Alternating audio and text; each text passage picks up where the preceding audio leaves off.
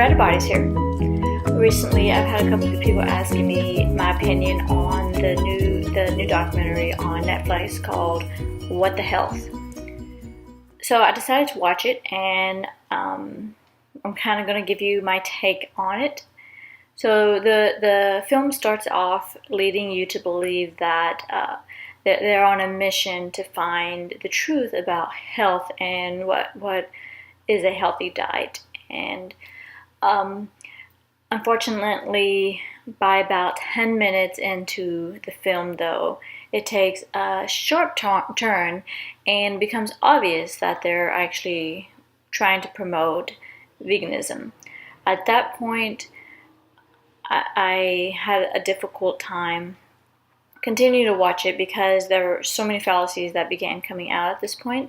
There were some very good points that were made also, so I'm going to kind of go over both of those, the fallacies, and then some of the good points, takeaways from the film. First, I want to address the fact that they are correct in their statement about processed meats being carcinogenic and containing processing chemicals. One thing they fail to inform the listener of, though, is the fact that these meats are often full of sugar. Have you looked at what's in your breakfast sausage or bacon? All these meats, if you look at the ingredients list, most of them contain sugar, if not high fructose corn syrup. Even a lot of lunch meats contain sugar. Also, they are correct when they talk about the negative aspects of consuming factory-farmed meats. But they somehow fail to mention that there is another option out there, or even discuss that there is an option of consuming beef that is raised like this. Grass-fed beef. Cows eating what they naturally should in a happy sunshine environment versus living in muck.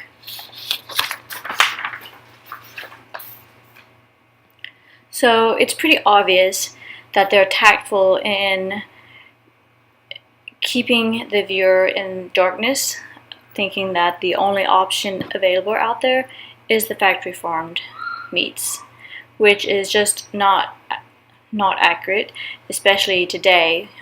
Grass-fed beef is even in places like Walmart carries it now, so there's no excuse. So one of the doctors made a statement that really got me fired up. He says that sugars are not bad for you, and that sugars do not get converted to fat. Only fat gets converted to fat. And I don't know about you guys, but this empty food has absolutely no nutritional value to it. Is not what I would look at and call healthy by any means. And I really want to stress this point due to the fact that so many people are watching this film and believing what it says. It's honestly, if it wasn't so many people believing in it, it would be comical because it's so ridiculous, and no truth behind their claims about sugar and carbohydrates not being related to diabetes at all. In fact, not to get off on a tangent, but obesity rates and diabetes rates and a lot of these issues that we have today started going up exponentially during the 1990s when the low-fat fad started. And okay, let's say you go buy a gallon of low-fat milk, for example, and I know they recommend not drinking milk, but we're just going to use that for example. If you're drinking low-fat milk, milk without the fats in it tastes terrible. So what they have to do, so the consumer wants to drink it, is they go and they add sugar to the milk to make it palatable.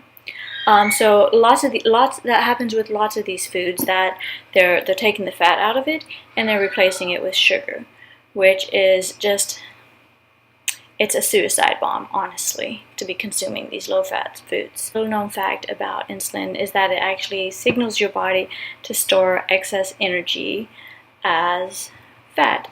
So when you eat a high-carb, high-sugar meal that causes your blood sugar to spike, your insulin takes that energy that you're not using and it tells your body to store it as fat to be used during famine time. And then we come to the issue that during today's time and period, we never go hungry, and so we just keep storing more and more and more fat, and our body never actually has a need to start using or breaking down that fat because we're constantly eating high carbs and high sugar.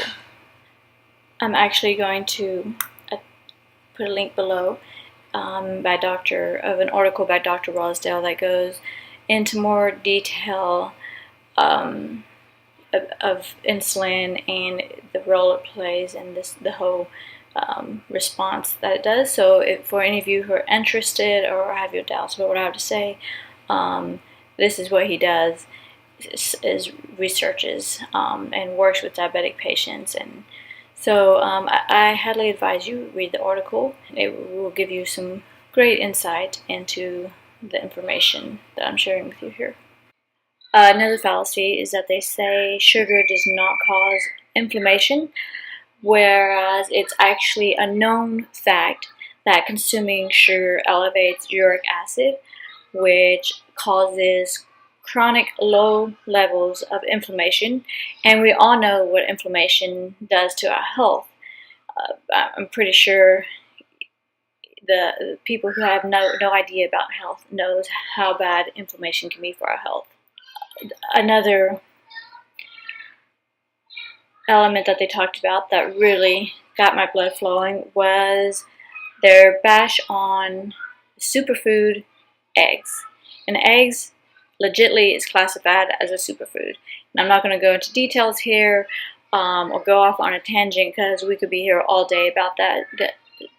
So I don't want to waste my time and I don't want to waste your time. But the fact that they say consuming eggs causes your cholesterol and to go up has been disproved time and time again.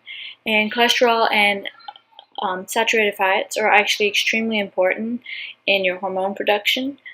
But like I said, that's a rabbit hole I'm not going to go down right now. So if anyone out there doesn't know the benefits of consuming eggs, then you need to step up and start educating yourself a little more, just to put it bluntly. For any of you egg dieters out there though, I will put a link below of an article that you can get more information about the health benefits of eggs. So something else that they discuss in the film, which is accurate, is that most fish is contaminated with mercury that we consume nowadays, especially salmon. You have to be very careful where you're sourcing your fish from. I would highly advise against consuming any farm fish, and then make sure wherever you're buying the source of fish from, it's humanely harvested and comes from a source that's a part of the ocean that is not highly contaminated with mercury. So, for example, the Atlantic salmon is a better source of salmon to consume, wild caught that is, than take, for example, the pink salmon, which comes from the Pacific side where mercury levels are quite high in the ocean. One thing they fail to disclose, though, is the fact that we're exposed to mercury every day all around us. Fluorescent bulbs, actually, they use mercury in those, and they emit small trace amounts of mercury gas when you have fluorescent bulbs on. Another source of mercury that we're exposed to is, of course, dentist fillings. And then there's the fact that until 1995, agriculture used mercury in their pesticides that they sprayed on fields. And mercury has a very, very long half-life. So this mercury that was spread out over these acres and acres and acres of agricultural grown fields is still in the soil. And then when you plant the plants in that soil, they actually take the mercury up. And then when you eat the plant, guess what? You're consuming mercury.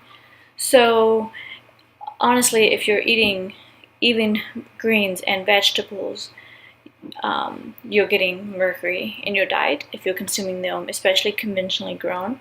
That's why I advise, if you do eat whatever it might be, try to choose the organic option whenever possible, because they haven't been grown in fields that have been sprayed with these banned substances such as mercury, and I could go on and on, but other contaminants that are detrimental to our health. They also go on to discuss the fact that Americans are consuming too much protein in their diets, which is very true in many cases. However, they recommend replacing this protein with carbohydrates and sugar, which are non-essential in the human diet. Instead, we should be replacing it with fats, which help to regulate blood sugar, honestly. And fats are very important in hormonal production, especially hormones such as testosterone, just to name one of them.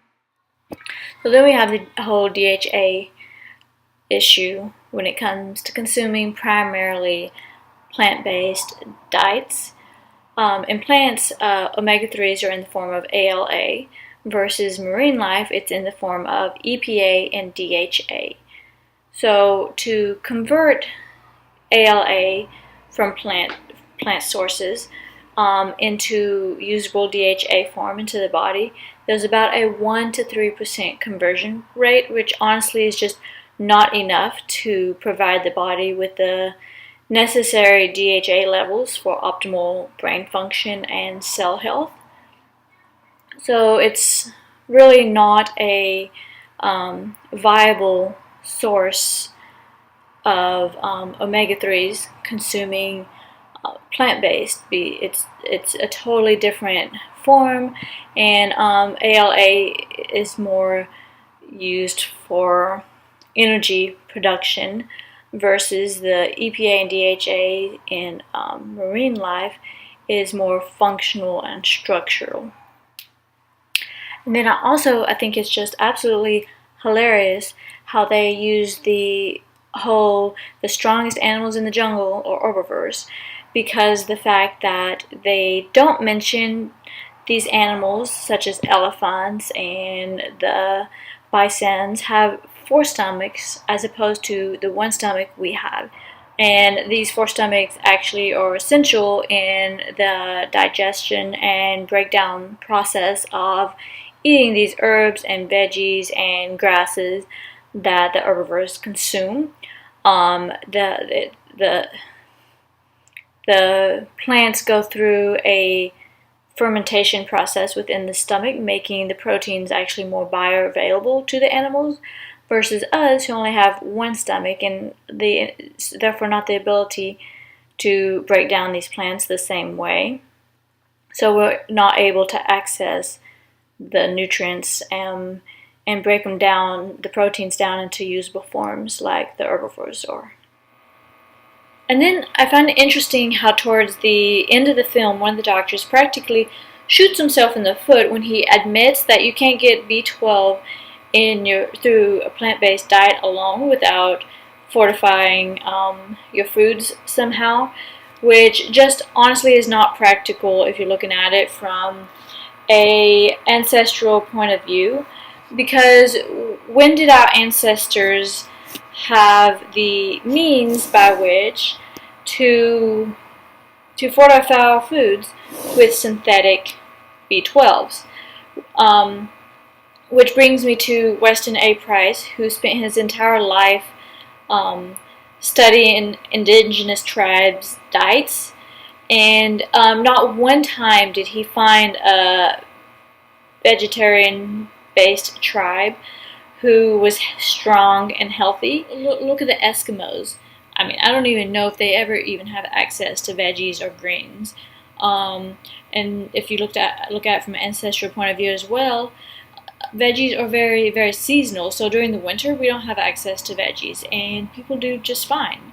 It's just the document has so many flaws. Like, I really honestly had a very difficult time getting through it, because after the first 15-20 minutes, I was like, I have enough information here to realize that this is a very biased documentary that's trying to push and shove veganism in the viewer's face. And then we come to the whole I want to save the planet issue of going vegan. It's honestly a very flawed way of thinking that eating vegetarian or vegan is actually better for the planet than consuming meat. In a whole, agriculture contributes to more deforestation and pollution of the environment and the soils and the lands than does factory farming. And don't get me wrong, I am not a fan of factory farmed animals by any means. But to say that going vegan or vegetarian saves the planet is just a very narrow-minded way of thinking. Do any of you guys have any idea how many tons of pesticides get sprayed on the fields every year, destroying your soil? Deforestation that goes on to open up lands, more and more fields to plant corn, so you can have more high fructose corn syrup in your muffins or whatever it might be. It contributes to just as much pollution in the water and toxins. And I've already gone over how back in the day pesticides were actually contained mercury, and now there's proof that they still contain some trace amounts of mercury, and they used to contain lead, and all that's put on your fields, it doesn't just disappear, it stays there.